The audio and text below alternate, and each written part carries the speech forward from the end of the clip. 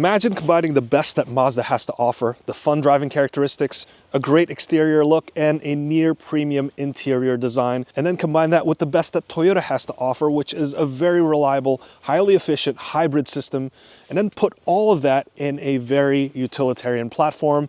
And this is what you get, the 2025 Mazda CX-50 Hybrid. It's new for 2025, and in this video, I'll tell you what I like and don't like about it so that you have a better idea before you buy. I will tell you up front, if you're looking for a commuter car that can do it all and returns really good gas mileage, you either need to buy this or at least put it near the top of your shopping list. Let's start with what is new. This hybrid powertrain is completely new for the Mazda and the CX-50 lineup, but it's not really that brand new because we've seen this engine and hybrid drivetrain before in the Toyota RAV4 Hybrid. This is powered by a 2.5 liter 4-cylinder naturally aspirated engine, and there's 3 electric motors. One of these motors power the rear axle, so all of these CX-50 hybrids are also all-wheel drive. Altogether, it makes a combined 219 horsepower and 163 pound-feet of torque. And no, you won't be winning any street races with this one. Then again, I don't think that's your expectation anyway when you're looking for a crossover that could do it all. 0 to 60 can be done in the high 7s to 8 seconds. The hybrid powertrain also means that you'll be getting an ECVT, or an electronic continuously variable transmission. It's not the same as CVTs that you'll find in Subarus and Nissans, where it's a set of conical gears and a pulley.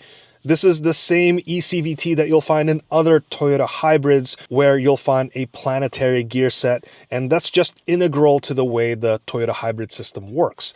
None of that is really all that important to how it drives. Just know that it's going to have similar characteristics in the power band as you speed up. Like when you step on it, the engine just revs and revs, and the ECVT just changes on its own. There's no distinct shift points that you find in a normal automatic transmission. The big benefit with the hybrid powertrain is obviously the mileage. The CX-50 Hybrid is rated for 38 miles per gallon combined, and that's a pretty big upgrade over the standard CX-50. And that's the real reason to buy a hybrid. You find a similar setup for the Toyota Crown as well, which also has a 2.5 liter 4-cylinder engine with 3 electric motors.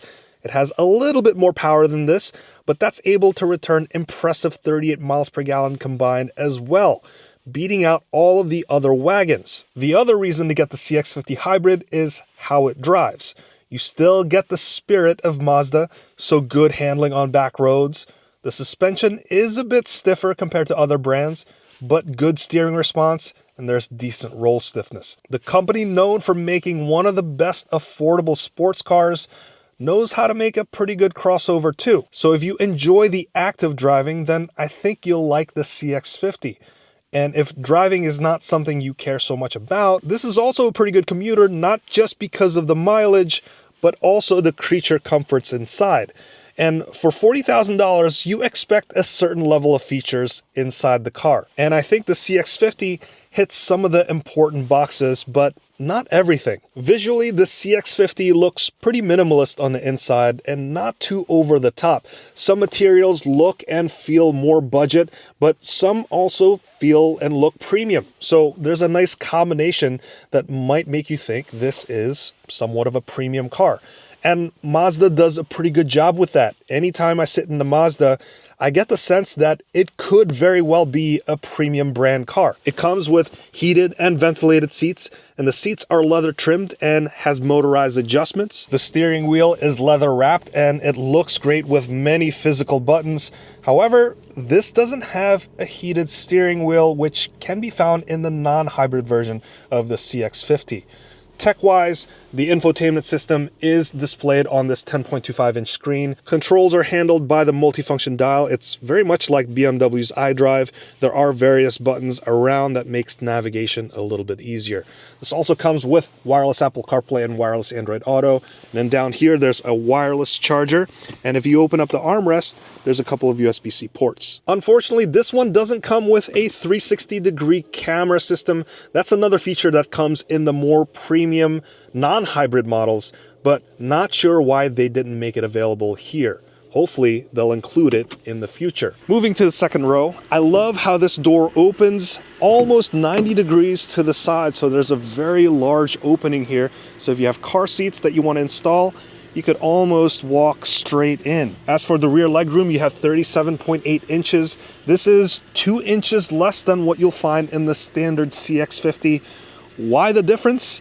Not really sure, but perhaps this has something to do with the battery positioning. And sitting behind myself, I still have sufficient legroom. I'm 5'8", so there's enough space for me. But if you are a lot taller, it might be a little bit crowded for you. But then again, it might get a little crowded for you in other cars anyway. Inside, you have a couple of vents and USB-C ports. There's no other nice features in the back aside from this beautiful panoramic sunroof. And as you can see, there's enough headroom for myself back here, even with this panoramic sunroof. But if you are a lot taller, it might get really cramped for you back here. Open up the powered rear hatch and you'll find 29.2 cubic feet of space behind the second row. I also like that there's a spare tire inside. Fold the second row down. You could do that from here or also from back here. And you'll get 56.3 cubic feet of space with the second row folded down. As for the exterior design, you can't really tell the difference between the standard and the hybrid models other than a few hybrid badges around the outside of the car. And that's okay because the CX-50 is already a pretty good looking crossover. The wheels are different, but other than that, they look pretty much the same. It's a pretty rugged looking car with all of the black cladding around the vehicle. And I really like the black chrome features around the wide grille and also around the windows. The paint, which is called Soul Red Metallic, is a premium charge, and it's the only optional charge on this specific model. But it might just be worth it.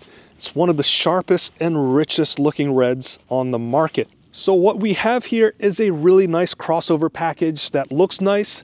It has pretty decent interior features for $40,000. It doesn't have everything.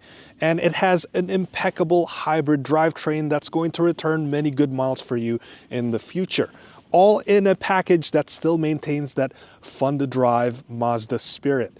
I want to thank you so much for watching all the way up to this point. If you want to see the non-hybrid version of the CX-50, check out this video over here. But I want to thank you so much for watching. My name's Hanson, and that has been the 2025 Mazda CX-50 Hybrid, and I'll see you in the next one.